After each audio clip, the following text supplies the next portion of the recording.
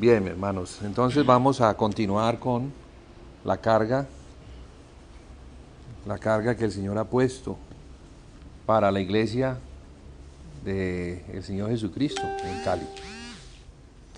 Debemos reconocer que cada localidad en donde el Señor ha colocado una iglesia tiene particularidades que son especiales y diferentes a las de otras localidades. Entonces no podemos, aunque el Señor habla a cada iglesia en particular en el libro de Apocalipsis, donde vemos 7 iglesias, pero están las particularidades, cosas que esa iglesia está viviendo, cosas que está enfrentando, enemigos que se han metido, que se han colado. También el Señor invita a que esas cartas nosotros también las podamos leer. Por eso dice al final, el que tenga oído, oiga lo que el Espíritu dice a las iglesias. Entonces es necesario que nosotros tengamos un panorama de lo que el Señor le ha hablado a estas 7 iglesias. Eso nos va a permitir tener una cosmovisión, conocer la mente del Señor Jesucristo, conocer su corazón, ver lo celoso que Él es, como el sumo sacerdote de la casa. Debemos entender que la iglesia es la casa de Dios. Y como la casa de Dios, esa casa debe ser santa porque Dios es santo. En esa casa no puede aceptarse nada que no sea santo. Y el encargado de examinar lo que hacemos es el Señor Jesús. Entonces, cuando Él ve que lo que estamos haciendo no es santo, porque no procede de Él, que Él es el santo, Él entonces da una palabra de corrección o de advertencia y de reprensión, mostrando que debemos hacer la corrección lo más rápido posible. Apenas el Señor nos muestra qué es lo que estamos haciendo mal, ahí mismo debemos corregir, porque de eso se trata la edificación de la casa. La casa solamente podrá ser edificada con la palabra del Señor Jesús, que como sumo sacerdote es el que tiene el primer lugar en los lugares celestiales donde se ministra a Dios, Padre. Él es el Hijo. Ahora como Hijo, ya no unigénito, sino primogénito entre los hermanos, pero también teniendo la posición primada de sumo sacerdote, nos ayuda a ver las cosas que nosotros no vemos, porque a veces nos podemos distraer con las cosas que están afuera y desatender nuestro compromiso celestial, porque la iglesia principalmente es para atender las necesidades que tiene Dios. Bueno, uno diría, Dios, ¿cómo va a tener necesidades si Él es autosuficiente? Él es omnipotente. ¿De qué necesidad podría estar careciendo? Pero ya las Escrituras nos muestran que Él se dispuso desde antes de la fundación del mundo compartir su amor con otras criaturas, compartir su amor con el hombre, tener una familia sacerdotal. Y digo sacerdotal porque la relación con Dios tiene que hacerse en ese nivel. Él no solamente nos ve como hijos, sino que nos ve como hijos santos, como hijos entendidos, como hijos que le conocen, y conociéndole, entonces le honran, le reverencian, le adoran. Y ese es el trabajo de un sacerdote. Un sacerdote no es solo el hijo que anda por allí sabiendo que tiene un padre, pero desatendiendo las necesidades del padre, sino que ahora, por la revelación progresiva en la que ya estamos, Apocalipsis nos muestra que es por la sangre de Jesucristo que fuimos hechos reyes y sacerdotes para Dios, su Padre. Entonces allí, entonces entendemos la tremenda responsabilidad, pero también el privilegio que se nos está dando. Un privilegio que no tiene cualquiera en el mundo.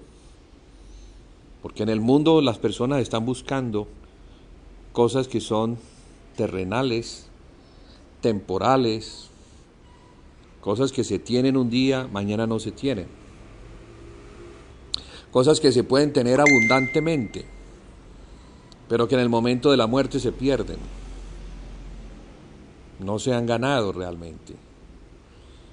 Esas son las distracciones que hay. Y si nosotros como creyentes no limpiamos nuestra mente,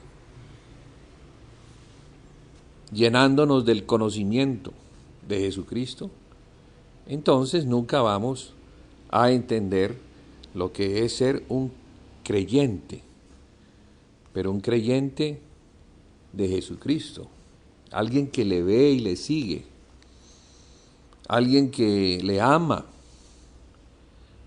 en el espíritu de la palabra, en el espíritu de la profecía, alguien que ama su palabra, se deleita en su palabra, porque sabe que esa palabra es más rica que cualquier cosa. Esa palabra tiene el poder de transformarlo todo. Tiene el poder de salvar, de rescatar a alguien que se encuentra muy profundamente perdido y llevarlo hasta los lugares más elevados. Ese es el sacerdote que el Señor está buscando. Una persona entendida, una persona que conoce los misterios de Dios, los cuales Dios revela solamente a pocas personas. ¿A quiénes?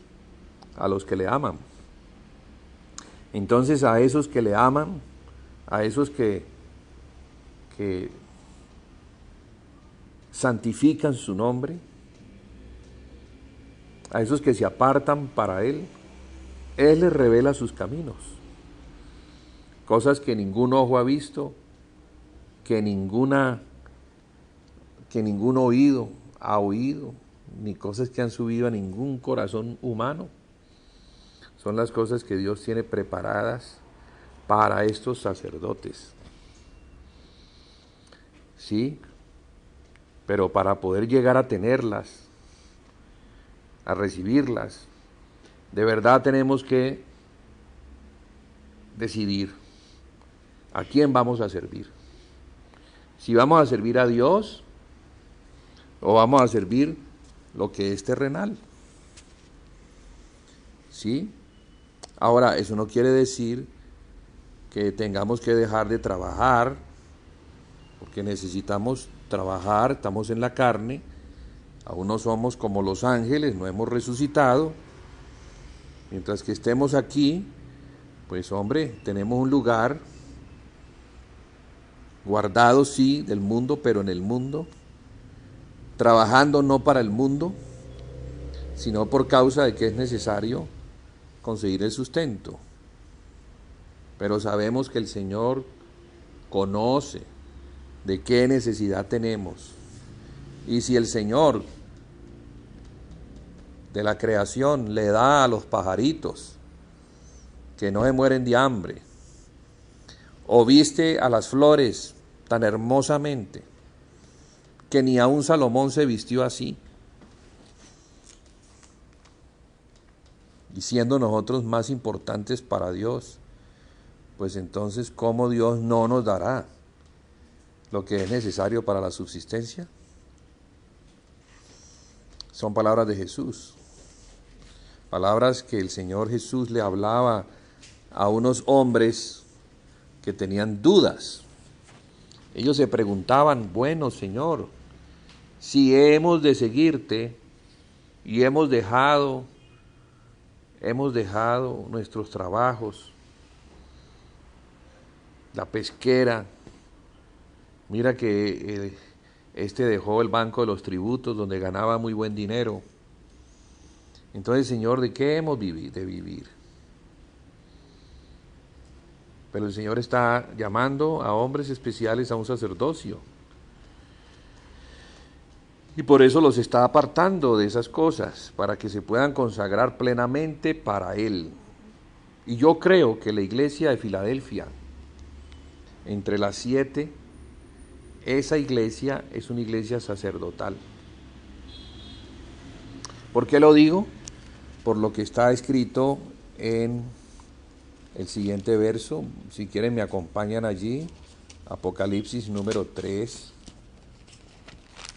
Número 3. Vamos a ver las características de Filadelfia. Dice así: al que venciere, yo lo haré columna en el templo de mi Dios, y nunca más saldrá de allí. Y escribiré sobre él el nombre de mi Dios y el nombre de la ciudad de mi Dios, la nueva Jerusalén, la cual desciende del cielo, de mi Dios, y mi nombre nuevo. Sí, podemos captar el galardón que hay para los que venzan, estando dentro de esta iglesia. O sea que esta iglesia tiene un galardón ahora, pero va a tener un galardón después, cuando el Señor Jesucristo venga. Pero ese galardón que ellos van a tener después es por la consagración de esos santos que pertenecen a una iglesia con esas características. Y fíjese que esto no se le dice a ninguna de las demás iglesias.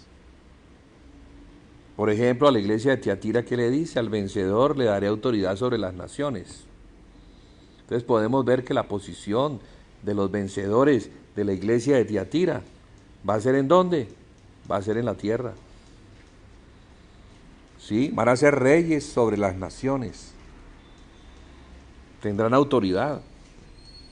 Y van a quebrar la rebelión de las naciones como si fueran las naciones vasos de barro. Mucho poder van a tener estos vencedores. Pero la característica de Filadelfia, que yo la veo aquí y me gusta, porque hay una gran diferencia entre ministrar a los hombres en la tierra y ministrar a Dios en los lugares celestiales. ¿Qué vemos aquí? Aquí vemos dos posiciones. Y estas dos posiciones son las que nos deben llevar a pensar, bueno, ¿qué voy a escoger yo? Voy a escoger los galardones en el milenio que tengan que ver con guerrear, luchar con las naciones, con los reyes, con las gentes. Un trabajo que implica derramar sudor. O, como le sucede a los sacerdotes que ministran en el lugar santísimo, que se visten de lino para que no suden. es el lugar más especial de todos los lugares a los cuales el Señor nos invita, por lo menos en este tiempo. Porque ya después, llegado el Señor Jesucristo, ahí ya no se puede escoger. Ya no podemos escoger. No, Señor, a mí me gustaría, más bien, ahora que lo vi, ahora que sí veo que los lugares celestiales allá donde tú estás, eso como que es mejor. Pero ya no. Ya no. Este es el momento. Cuando conocemos al Señor Jesucristo, cuando se nos revela, porque aquí se está revelando el Señor Jesucristo. Se le está revelando a las iglesias y a una de ellas le dice que Él es el que tiene la llave de David. El que abre y nadie puede cerrar. También el que cierra y nadie puede abrir. Entonces veo que es como una llave que se abre para algunos, no para todos. Para la iglesia de Filadelfia, porque la iglesia tiene poca fuerza. Cuando uno tiene poca fuerza, es porque no está haciendo mucho ejercicio, no va a sudar. Y aquí lo que nos muestra es una obra en Cristo, en el Espíritu, sin el poder de la carne, sin las estrategias humanas, sin las cosas que el hombre hace para Dios, pero ignorando cómo es Dios, porque no le conoce. Entonces hoy en día uno ve mucho esfuerzo, muchas campañas, mucho trabajo, cosas en la televisión, en el radio, caminatas en la calle, gente vociferando con megáfonos, haciendo campañas para Dios o para Cristo. Y yo no estoy diciendo que esas no sean malas, son necesarias. Son necesarias porque el Evangelio hay que predicarlo a tiempo y fuera de tiempo. Por contienda o sin contienda. Hay que predicarlo. Y yo no estoy diciendo que no haya que predicarse el Evangelio, claro. Claro que hay que predicarlo. Pero aquí se nos está mostrando un sacerdocio diferente. Es un sacerdocio que está más cerca del trono de Dios. Como los discípulos. Los discípulos, el Señor tenía 12 discípulos, pero entre ellos 3 eran como los más cercanos. Recordamos a ellos, ¿cierto? ¿Quiénes eran? Juan, Tomás no, Pedro y Santiago o Jacobo. Eran los 3 más cercanos. Pero entre esos 3 había uno que era el más cercano, y era Juan. Entonces la cercanía al Señor depende no del Señor, porque Él quiere que todos estén cerca. Él escogió a sus discípulos para que estuvieran con Él, pero había unos que eran más insistentes, que amaban más la cercanía con el Señor. Y de acuerdo al compromiso de ellos, también Él les daba. También Él los escogía para tareas diferentes y especiales. Recuerdo cuando el Señor entró a una ciudad para orar por la hija de Jairo que había fallecido. Ustedes la recuerdan, ¿verdad? Y cuando entraron a la casa de Jairo, Él no se llevó a los 12 discípulos. Él les estaba enseñando. Él era el maestro. Les estaba enseñando la fe, les estaba enseñando a orar, los estaba fortaleciendo para que dejaran de ser incrédulos. Pero solamente entraron los 3 discípulos que estaban más cerca, que tenían más conocimiento, que tenían más fe. que confiaban más en el Señor Jesús y que seguramente en ese momento no iban a interrumpir por su incredulidad la obra que el Señor Jesucristo iba a hacer. Entonces, hermanos, todo eso que vemos, estas historias en los evangelios y el compromiso de los discípulos diferente en cada uno de ellos, también nos muestra para el tiempo de hoy cómo está nuestro corazón en relación al Señor Jesucristo. ¿Cómo está? Hablábamos la semana pasada de limpiar el corazón, de la necesidad de limpiar el corazón, porque nuestro corazón es el terreno para que la fe sea sembrada y pueda crecer y dé en su tiempo un buen fruto, al 30, al 60 y al 100 por uno. Son niveles, en unos dará al 30, en otros al 60 y en otros al 100 por uno. Aunque puede tener un terreno bueno, hay personas que tienen más cercanía al Señor. La iglesia de Filadelfia, entre las 7, es la iglesia que tiene más cercanía. Pero dentro de esa iglesia hay personas de mayor compromiso. Hay personas que toman una carga superior. Hay personas que renuncian a las ofertas que el mundo ofrece por la causa del Señor.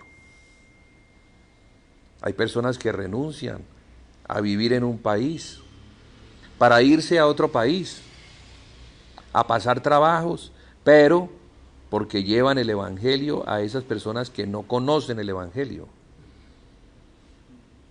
Ese es el caso de los apóstoles, el caso de Pablo, Saulo anteriormente, pero llamado por el Señor a ser un obrero en su obra. Un hombre que se entregó completamente al Señor, que se consagró, que no fue renuente a la visión. Cuando pudo ver, él entendió quién era realmente al que había que seguir. Él estaba siguiendo una religión. Él estaba siguiendo a Moisés.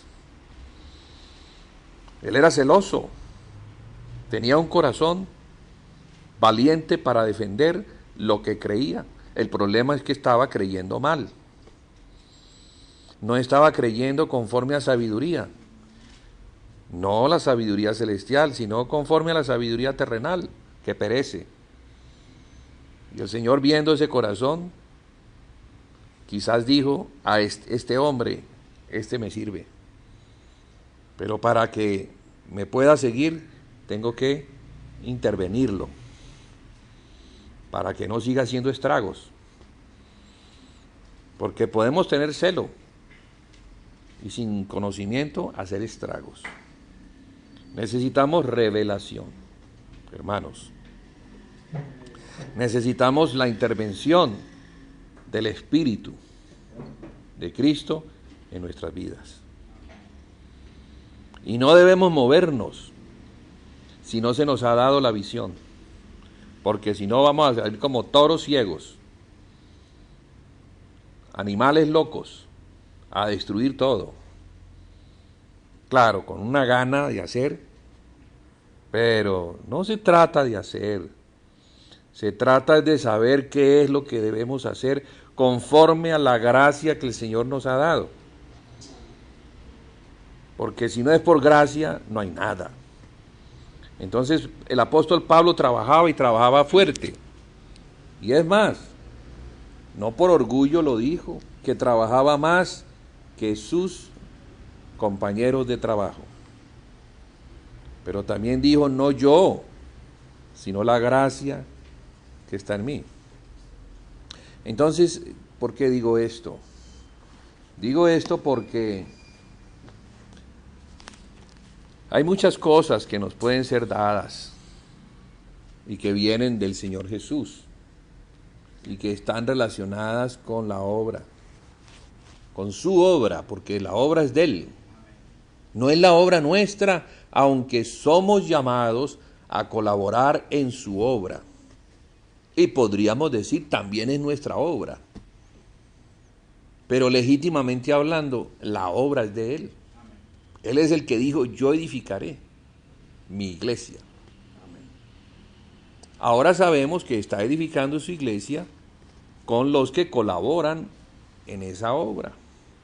Por eso Él constituye a unos apóstoles, a otros profetas, a otros evangelistas, a otros pastores y maestros. Son dones de Cristo dados a la iglesia. Son los regalos del Señor Jesús, dados a la iglesia. Porque el Señor necesita equipar a la iglesia. Él ama a la iglesia. Son dones de gracia que están para perfeccionar a los santos para la obra del ministerio. Y debemos orar para que esos dones de gracia abunden, aumenten, a fin de que por medio de ellos nosotros seamos perfeccionados en lo que es necesario. Un perfeccionamiento completo, no limitado ni sesgado. Por eso son necesarios estos 5 ministerios. No solamente el ministerio del maestro o el ministerio del apóstol o solo el ministerio del profeta. No, porque si no el barco se cargaría demasiado hacia un determinado lado. Necesitamos que otros ministerios que tienen riquezas de Cristo también las aporten para que la iglesia local reciba perfeccionamiento. Y de esa manera entonces vamos todos, al recibir esto, fortaleciéndonos en la fe. Porque así dice, ¿no? Hasta que todos lleguemos a la unidad de la fe. Entonces el crecimiento tiene que ver con, no es un crecimiento natural. No es que vamos a edificar una casa, una catedral, y entre más grande, pues entonces, pues mejor la obra. ¿Cuántos recursos costará eso en dinero, en esfuerzo humano, en tiempo, en años? No, pues hay catedrales que duraban más de 100 años en su ejecución. 2 o 3 generaciones para poder ver la catedral terminada. Eso es una visión estrecha, eso es estar ciego, eso es no entender nada de lo que tiene que ver la edificación de la casa de Dios. Y gracias a Dios que es así, porque no se requiere dinero. No se requiere dinero. Los apóstoles eran gente pobre, no eran personas adineradas. Recuerdo que el apóstol Pedro y Juan le dijeron a un mendigo que les estaba pidiendo dinero en la puerta, creo que era la puerta de la Hermosa. Allí imagínense un mendigo pidiendo dinero. Y esta escena nos ilustra y nos muestra el estado económico de los apóstoles, pero el poder que había en ellos. Sin dinero, pero llenos de poder. ¿Qué era mejor? ¿El poder del dinero o el poder del Espíritu? El del Espíritu.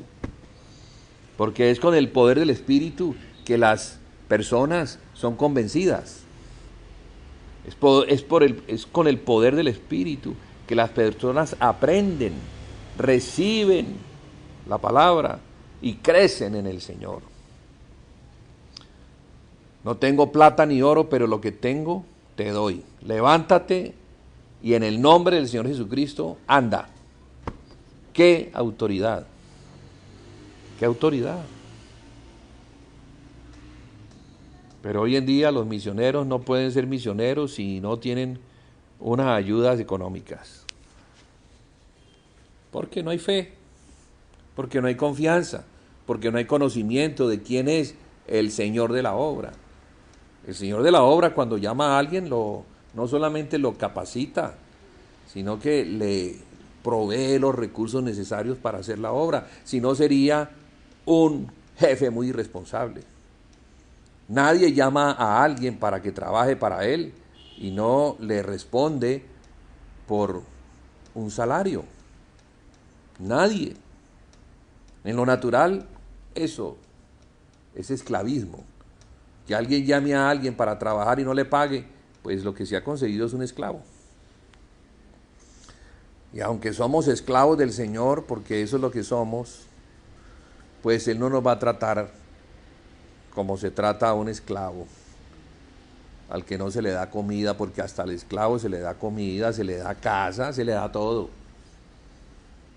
Entonces el Señor nos va a proveer, hermanos, el Señor va a proveer para la obra. Digo todo esto porque así comenzó la iglesia al principio. La iglesia al principio estaba llena del conocimiento, llena del Espíritu, llena de ilusiones, de extender por medio del Evangelio el reino de Dios que debía ser implantado en el corazón del hombre. Porque Jesús les enseñó con claridad: mi reino no es de este mundo. Mi reino es un reino celestial, espiritual. No pertenece a este mundo caído bajo Satanás. No es de este mundo. Pero mi reino puede venir y puede hacer casa en el corazón de los que me quieren recibir. Qué reino tan especial, qué forma de manifestarse y de llenar el corazón de aquel que cree en el Evangelio. Y qué manera de extenderse y expandirse y de conquistar la tierra para Dios. Así lo ha querido Dios desde el principio. Ha querido que Él mismo habite en los corazones, que Él mismo habite en los hombres, que el hombre sea la casa de Dios. Tanto en lo individual como en lo corporativo. Porque la revelación progresiva nos muestra que lo corporativo es importante. Durante mucho tiempo se hizo énfasis en lo individual. Entonces todos veían una salvación para sí mismos y se preocupaban de ellos mismos en esa salvación. Pero no se preocupaban de su hermano que estaba al lado. Ahora vemos que la iglesia de Filadelfia es diferente. La iglesia de Filadelfia, a diferencia de las otras iglesias, sí se preocupa por su hermano. Y eso es lo que hace la distinción con las otras iglesias. Su nombre es lo que dice. Filadelfia significa amor fraternal. Y ese nombre se lo dio un rey que tenía un hermano. Entonces, en honor a su hermano, le puso a esa ciudad Filadelfia. Como diciendo, el amor que tengo por mi hermano es tal que voy a dejar que el nombre de esta ciudad hable del amor que yo tengo por él. Filadelfia. Es lo que distingue a aquellos sacerdotes que tienen el mejor lugar. Como María, que se sentó a los pies del Señor y tuvo el mejor lugar, recibió la mejor parte, estaba en comunión directa con el Señor Jesucristo. Directa. Claro, la hermana Marta también le conocía, pero no estaba atenta a las palabras. Ella estaba más por servir que por oír y aprender. Pues la iglesia de Filadelfia es la que se pone a los pies del Señor Jesús. Es la que tiene comunión directa con el Señor Jesús.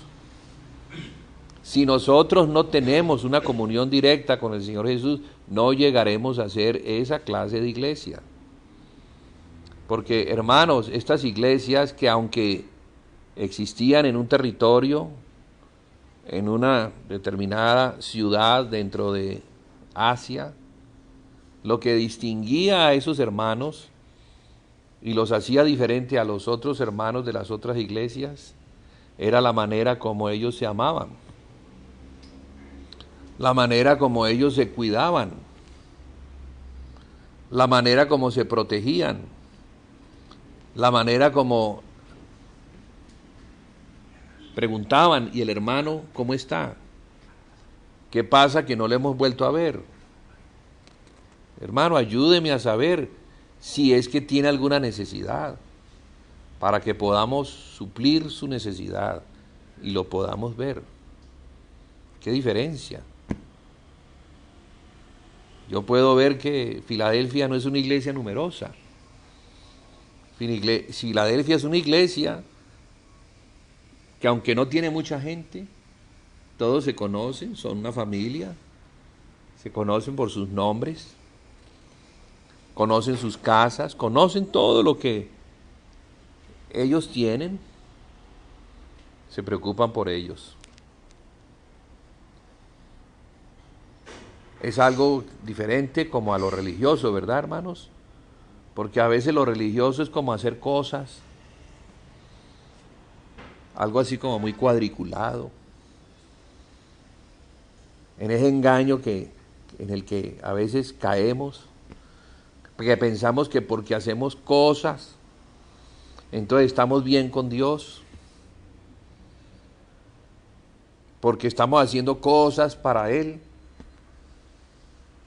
pero no nos estamos ocupando de lo más importante de la casa, que no son las cosas, sino que son las personas, que no son los de afuera, sino que son los de adentro. Claro que los de afuera son importantes, y las cosas también lo son, pero lo más importante son las personas. Eso es Filadelfia. Hermanos, eso es Filadelfia. La iglesia del amor fraternal. A esa iglesia que no tiene fuerza porque seguramente no tiene recursos económicos, porque no tiene fama, porque nadie la reconoce. A esa iglesia el Señor le abre una puerta que no le abre a las demás. Mire que a la Odisea Él dice, estoy a la puerta y llamo, y si alguno abre, es diferente a que la persona le abra al Señor, a que el Señor le abra una puerta. Yo prefiero que sea el Señor el que me abra una puerta, a que sea yo el que le abra la puerta para que el Señor entre. Más bien que el Señor me abra la puerta y me diga, ven acá, entra a mi casa, para que veas lo que he preparado para ti. Entra a mi mesa, siéntate y disfruta de los manjares que he preparado para ti.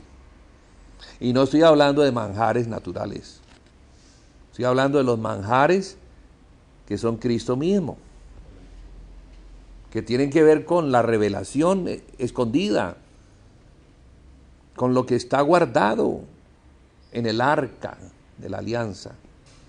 En el arca de la alianza se encontraban cosas escondidas, guardadas, que nadie podía ver. Porque después de que la tapa fue puesta, la tapa del propiciatorio, eso quedó prácticamente sellado. Como cuando Adán salió del paraíso, fue expulsado, y se colocaron querubines y una espada que revoloteaba, que impedía que Adán pudiera entrar a tomar del árbol de la vida.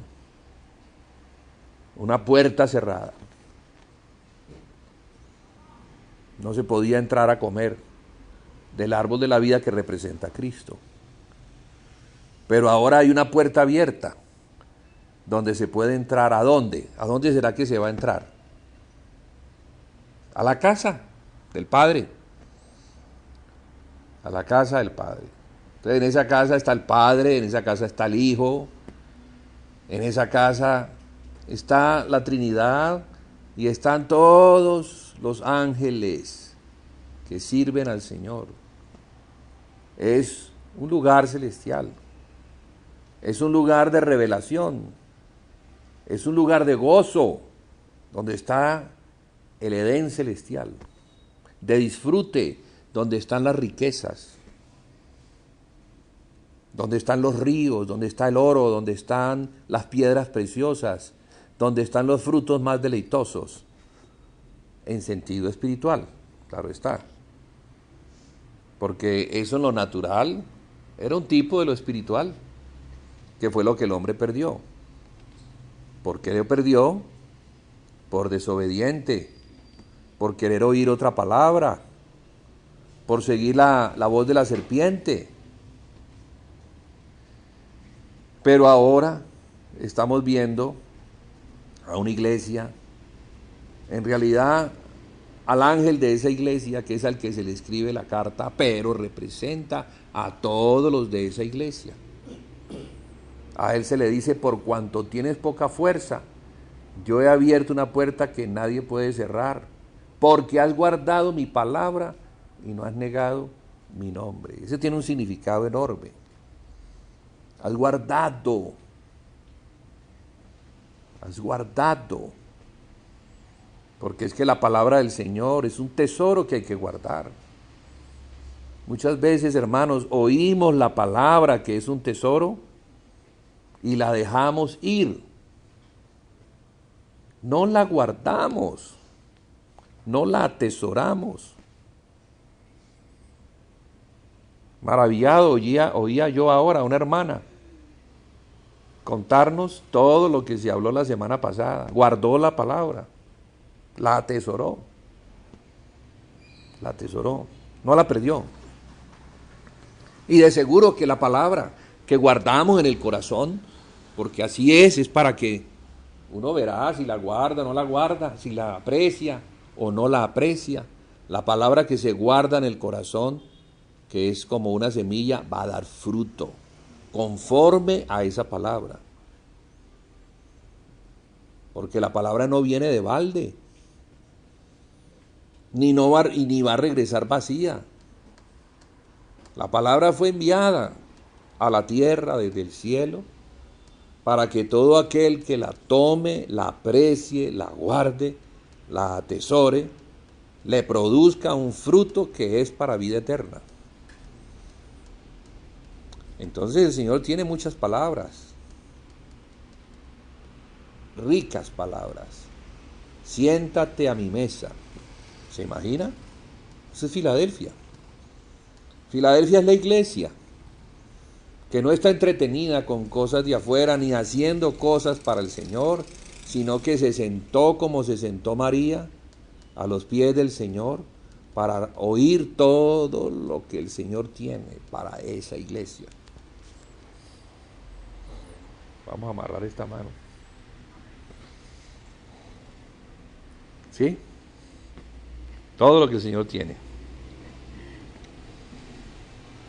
¿Cuánto no tiene el Señor para dar? ¿Cuánto no tiene? Yo digo, ¿hasta dónde nos ha dado? Debe ser poquito ante lo mucho que nos puede seguir dando.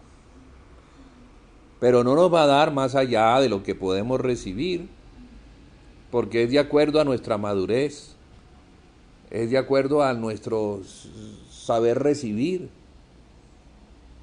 porque si no podemos recibir, porque no tenemos la madurez de entender, de guardar y de poner por obra, entonces no nos va a dar. Pero Él quiere dar y seguir dando y seguir dando y seguir dando, y entonces nos vamos a sorprender, porque incluso vamos a comenzar a ver cosas que nadie ve y leen las mismas escrituras, pero el Señor está revelándolas abriéndolas en este tiempo y dándonos a conocer esas cosas escondidas que ahora se revelan y que son las riquezas que nos llevan hacia el destino que Él quiere para los que reciben eso. Porque, hermanos, hay un destino que Dios tiene. Hay una meta. ¿Hasta dónde vamos a llegar conforme a lo que Dios tiene? ¿Nos vamos a quedar en la mitad del camino? ¿Nos vamos a cansar? ¿Nos vamos a llenar como cuando uno se llena de comida y ya no quiere más, ya no aguanta más?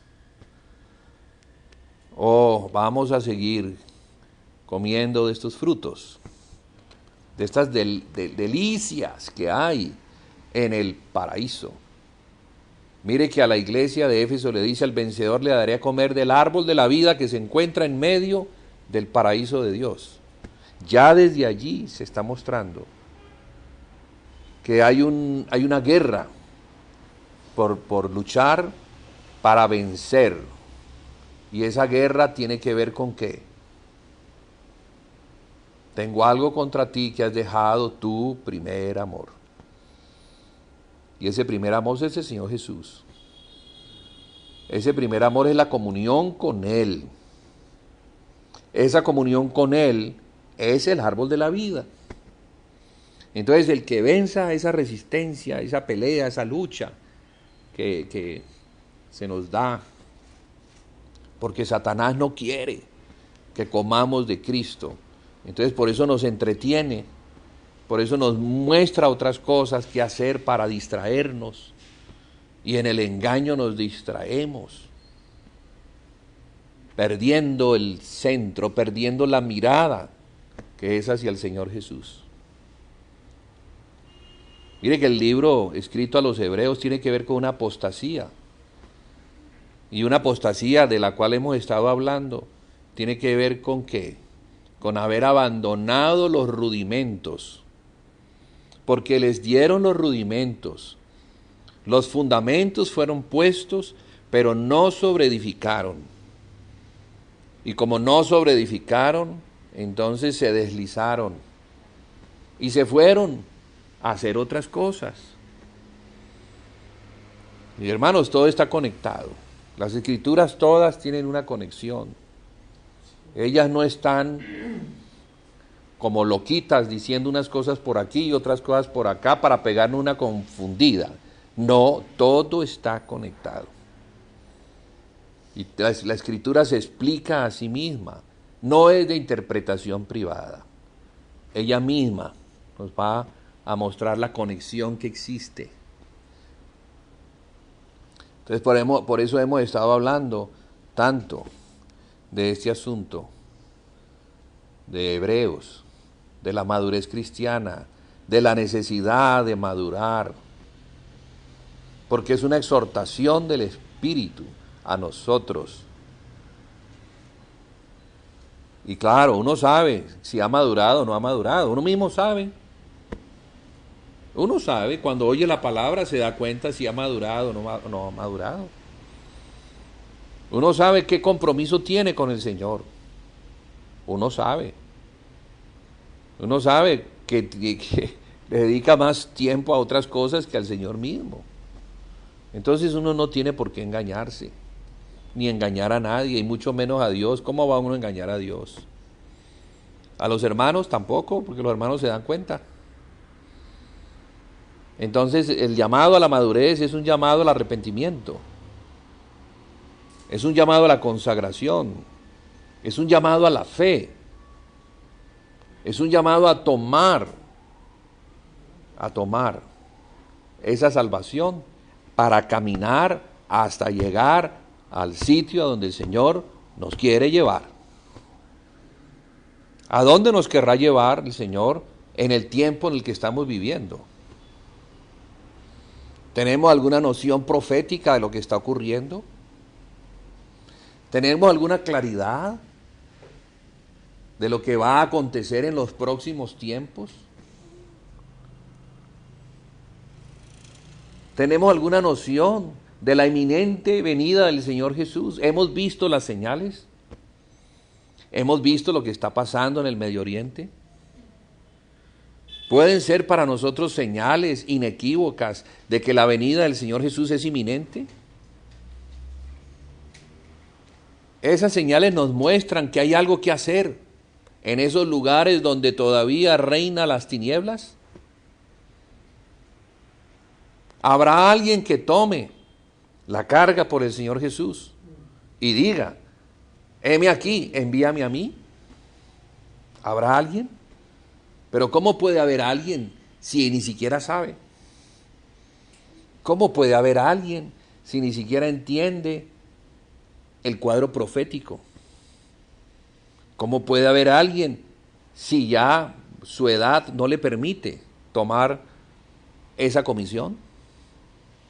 Porque habrá algunos que tienen una edad que quisieran tomar esa carga, pero la edad no les da.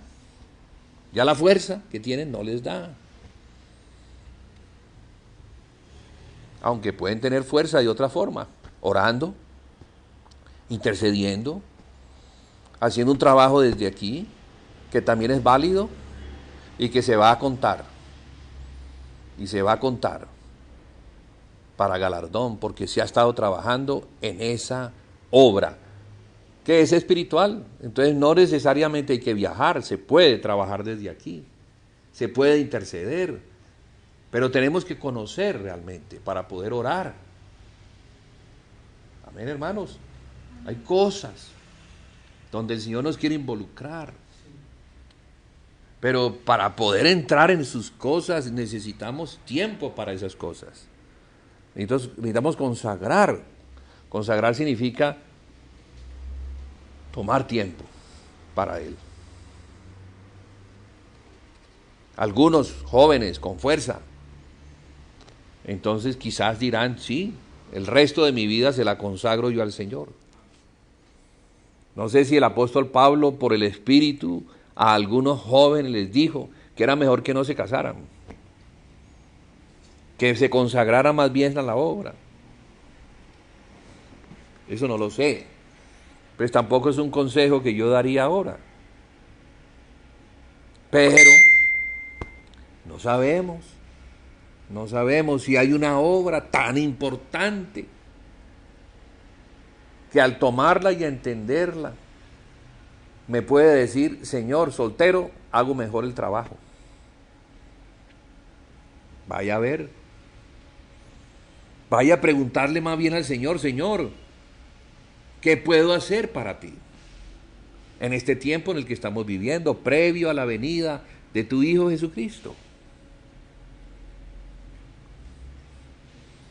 Filadelfia es una iglesia que tendrá ese encargo, porque esa Filadelfia a la que el Señor le dice: te daré algunos de los que se dicen judíos y no lo son. Ellos son la sinagoga de Satanás, pero ellos vendrán a tus pies y van a reconocer que yo te he amado. Cuando María estaba a los pies de Jesús, ¿qué era lo que estaba haciendo? ¿Y por qué estaba a los pies de Jesús? Estaba aprendiendo, estaba recibiendo de Jesús. Sabía que Jesús la amaba y por eso le daba, por eso venía a esa casa en particular. Había muchas casas en Betania, pero llegaba a esa casa, porque en esa casa él se sentía como en su casa. Allí no eran religiosos, allí eran gente sencilla, humilde, seguramente no eran ricos, pero eso no le importaba al Señor Jesús. Él no iba por grandes banquetes, él iba donde se sentía acogido, amado. ¿Será María un tipo de esa iglesia?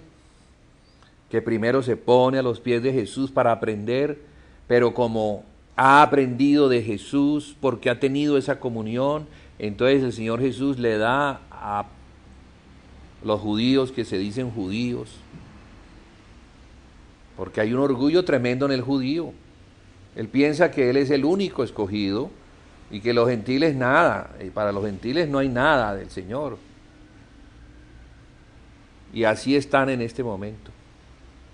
En ese estado se encuentra el pueblo de Israel, en una absoluta ignorancia, que es equivalente a una tiniebla, que es equivalente a un engaño, porque es el engaño de la serpiente que ha engañado a la mujer, pero que en el tiempo futuro, un hijo de la mujer, un descendiente de Jesús, va a libertar a esa mujer.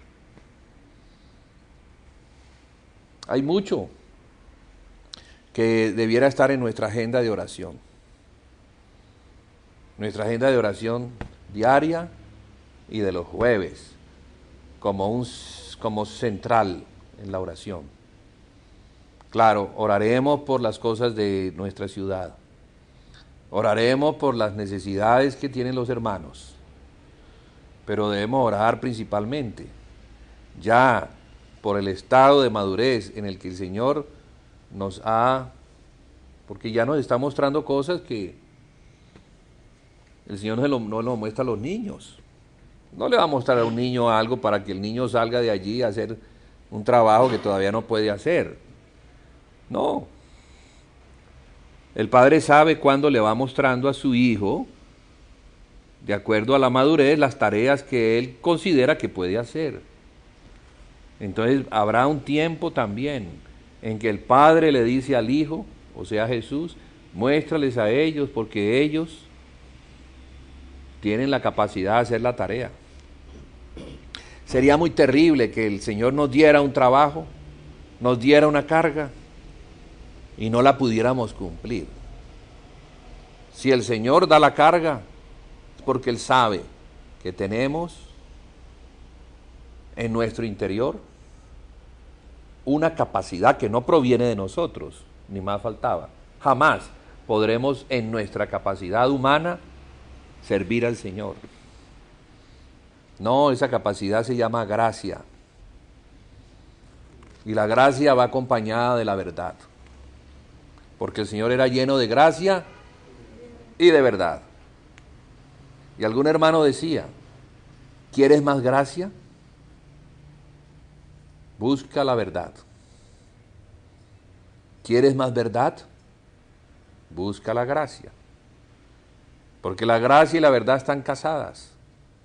No se puede tener gracia sin verdad, ni verdad sin gracia. El apóstol Pablo era un hombre lleno de gracia, pero mire todo lo que nos regaló. Mire lo que nos regaló. Un hombre también lleno de revelación. La iglesia de Filadelfia es una iglesia llena de gracia y de verdad. El oficio, la comisión que el Señor le da, es una comisión a aquellos que se llaman judíos o que se dicen judíos y no lo son. Digo, principalmente. Ahora, ¿por qué? ¿Por qué será? ¿Cómo el Señor va a enviar a alguien a una comisión si antes no le ha dado el entendimiento? Entonces tiene que venir un entendimiento primero. Un entendimiento que convence plenamente. No es un entendimiento así como mental, que como que te atrapa, te anima y sales corriendo y a los 100 metros estás cansado. Porque era emocional, no era del espíritu. No, el entendimiento que el Señor da no es carnal, no es para la emoción, es una carga muy pesada que la pone en el corazón y que se convierte en ¿qué? En querer. Y el querer viene acompañado del hacer. Entonces el querer, hermanos, que el Señor nos ayude a que podamos recibir su querer, porque no es el querer nuestro. No. No, yo quiero, a ver, vamos a hacer una lista de lo que quiero. Señor, aquí está la lista. Quiero una esposa, quiero una casa, quiero un trabajo, quiero unos hijos, quiero una familia. Bueno, hay una lista larga de cosas que las podemos tener. Y todos las tienen, sin diferencia. Tanto los que son creyentes como los que no son creyentes.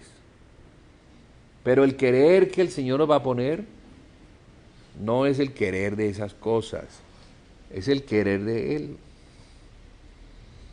Que por su buena voluntad Él nos lo da. Ahora, qué bueno tener el querer de Él, ¿verdad? Con seguridad que el querer de Él se va a oponer al querer mío. Pero allí es donde está la gracia, que por esa gracia, entonces yo voy a poder tomar esa carga, tomar ese yugo y cumplir la comisión. Resumiendo, hermanos, madurez.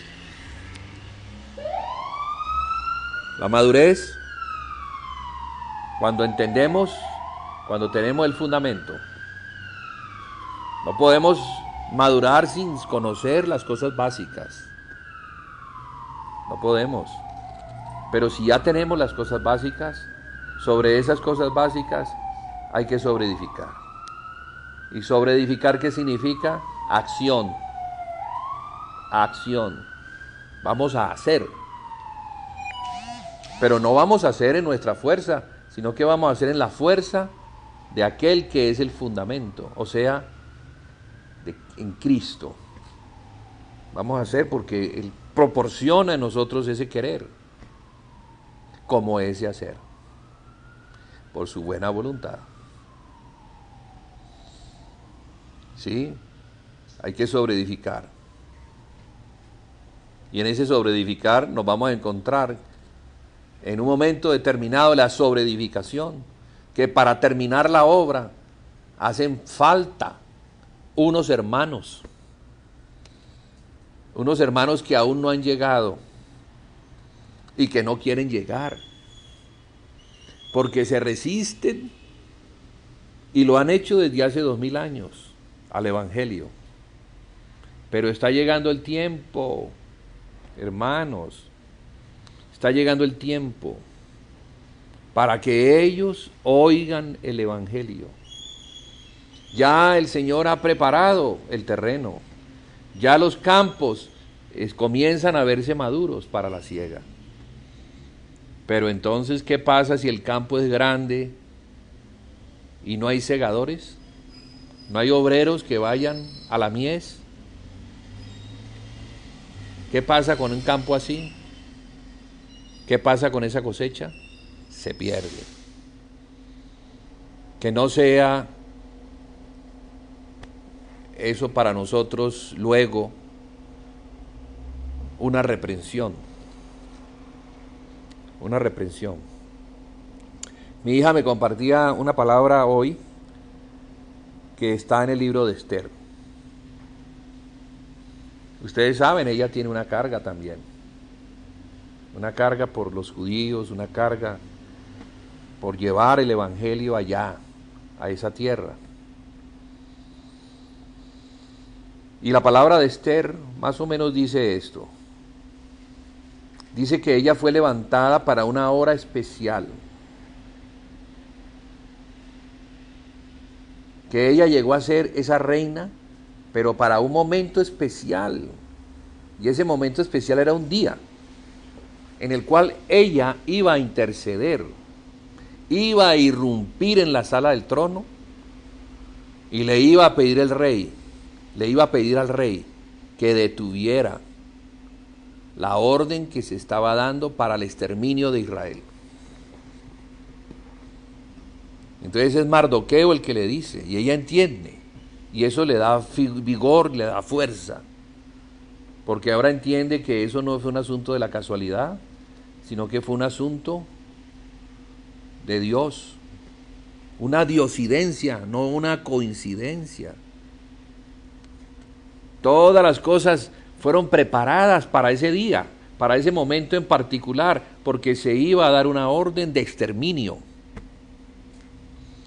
Y se tenía que detener, y no había nadie que tuviera el poder de detener la orden de exterminio, solo Ester. Pero para que el rey pudiera recibirla, porque ese asunto no era tan sencillo, aunque era la esposa del rey, y no podía irrumpir en la sala del trono sin pedir audiencia, cosa que hizo. Ellos estuvieron orando y ayunando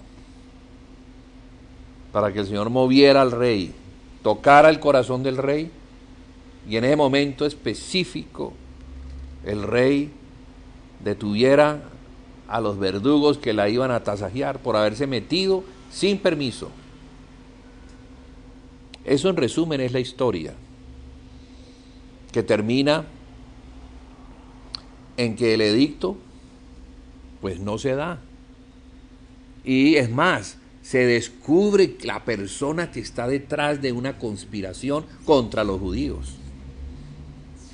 Es una historia preciosa que valdría la pena volverla a leer, porque tiene que ver con el tiempo de ahora, tiene que ver con el día en el que estamos viviendo, tiene que ver con lo que a nosotros se nos ha mostrado. No vaya a ser que pase el tiempo y entonces con tristeza veamos que no hicimos lo que teníamos que hacer. Hay cosas que hacer que tienen que ver con el reino de Dios, que tienen que ver con la venida del Señor Jesús, que tienen que ver con cosas que algunos tendrán que hacer para preparar la venida del Señor Jesús. Así como Juan preparó la venida, su primera venida, preparó el terreno para esa venida, llamando a los hombres al arrepentimiento, también al final del tiempo habrá dos testigos que harán ese trabajo, prepararán al pueblo del Señor para el regreso del Rey de Gloria. Y hermanos, no son dos individuos, ya lo hemos visto. Si fueran dos individuos, nadie se incluiría, absolutamente nadie, porque si se enseña que esos dos individuos son Moisés y Elías, o Enoc y Elías, o no sé, hay diferentes nombres que se le dan, entonces pues esos ya están seleccionados. ¿Yo qué voy a tener que hacer allí en ese cuento? Pero cuando Apocalipsis nos muestra que los dos testigos son dos candeleros, y el mismo libro nos dice que los candeleros son iglesias, entonces no son individuos. Una iglesia no está conformada de una persona, una iglesia está conformada de un cuerpo, o sea, de un número de personas que no está definido, no está definido. O sea, un número indefinido de personas. Estamos hablando aquí de dos candeleros.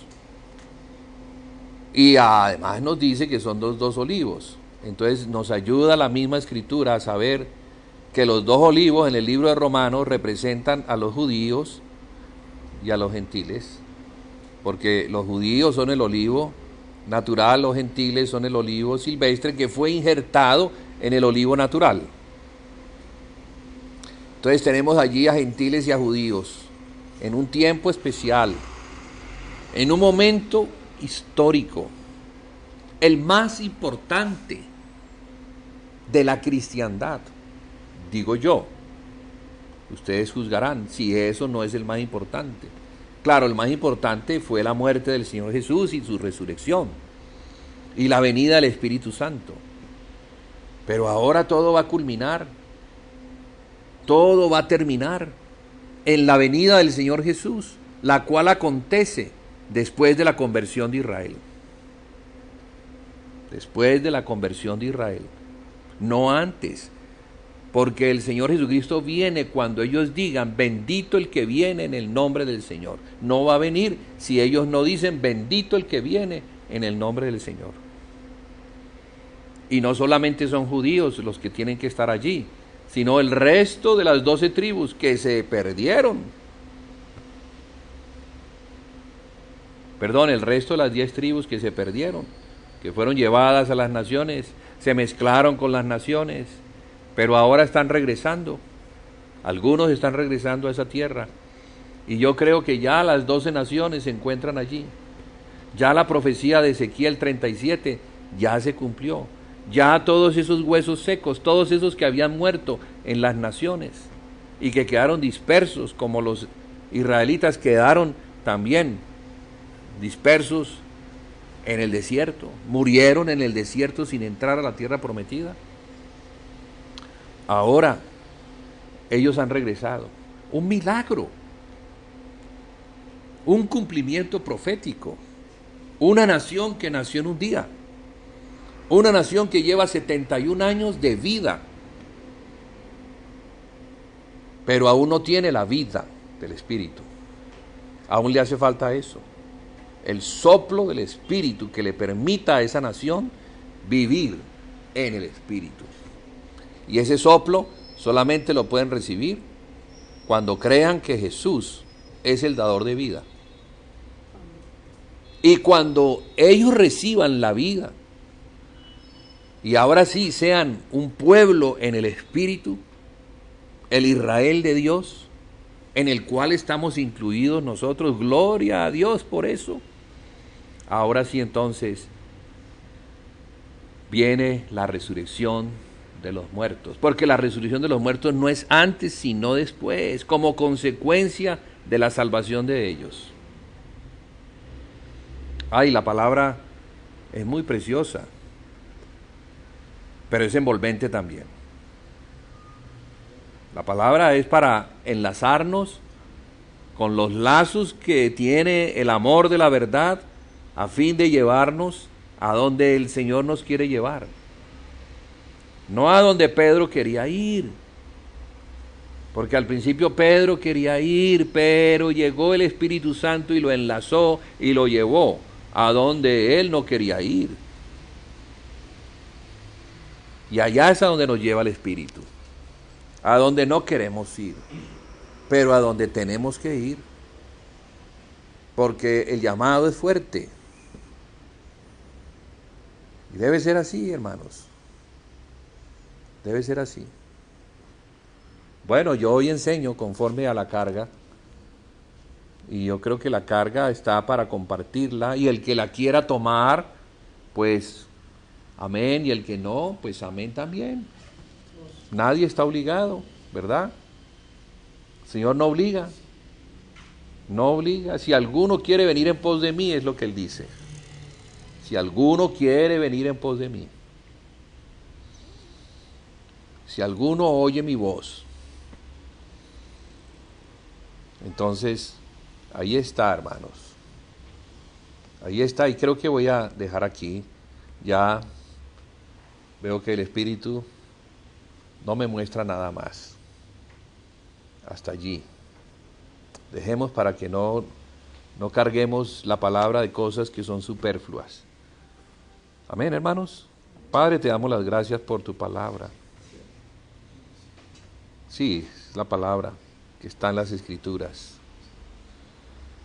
Que sea conforme a ella, Señor. Queremos recibirla con la delicadeza que se debe recibir, porque tu palabra es así, es amorosa, aunque tiene mucho poder. Sabemos que ese poder es el que nos lleva al cumplimiento de la profecía, al sello de la misma, allí a donde el Señor Jesucristo regresará en su trono de gloria a juzgar a las naciones. Y creo, Señor, que por las señales pareciera ser que esa venida está cerca. No permitas que nos distraigamos con cosas que no están relacionadas con esa venida, sino que nos comprometamos en lo que nos podamos comprometer. Unos estaremos orando, otros estaremos quizás preparando equipaje para el viaje. pero que todos estemos involucrados en esta comisión de este tiempo especial. Con esto, Señor, tú nos muestras que la iglesia de Filadelfia ha sido llamada a algo particular. No es un llamado para todos, ni tampoco es un llamado para todos los de Filadelfia, sino para aquellos que quieran tomar la carga. Y aquellos, Señor, que quieran tomar la carga, aquellos que han dispuesto el corazón y lo han abierto para recibir esa gracia especial, Señor, dales esa gracia. Llénalos de esa gracia, porque es con la gracia que se puede cumplir. Y la verdad que la acompaña, Señor.